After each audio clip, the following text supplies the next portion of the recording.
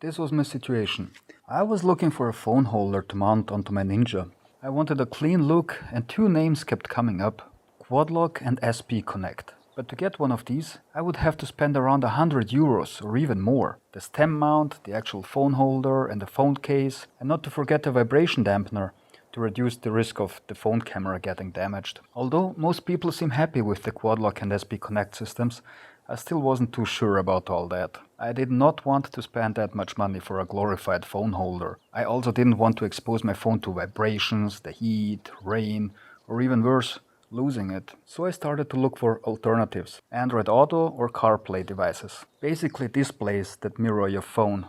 Two names were mentioned often, CarPlay and Jiggy. And since they were well known, they also were costly. Depending on the specs, they also could cost up to a few €100. And I doubt that they aren't the same as dozens of other Chinese branded displays. I guess they have two factories in China. One that produces stuff like the displays, and one that produces labels with different names to put on these devices. So what could go wrong if I chose the cheapest, most basic display from Temu? After a week of waiting, it finally arrived. The brand is called Podofo or something like that.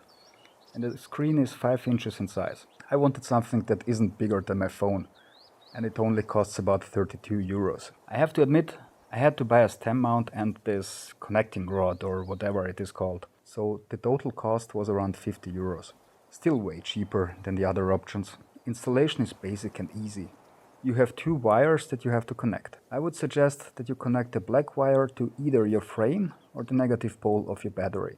The red wire can easily be connected to the accessory fuse in the fuse box, so that it turns on when you turn on the bike, and when you turn it off, the device turns off too, and it doesn't drain your battery, which would be the case if you would connect directly to your battery. So far, I'm really happy. It connects effortlessly to my phone, the touchscreen is surprisingly responsive, and you have some basic settings that you can fiddle around with. Displays your Google Maps, YouTube Music, your contacts and so on. And that is exactly what I need.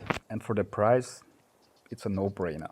Oh, one negative aspect at the end. You do not get a quick release with this cheap unit. If you want to remove it from the bike, you have to disconnect the wire. So keep in mind where and how you install it.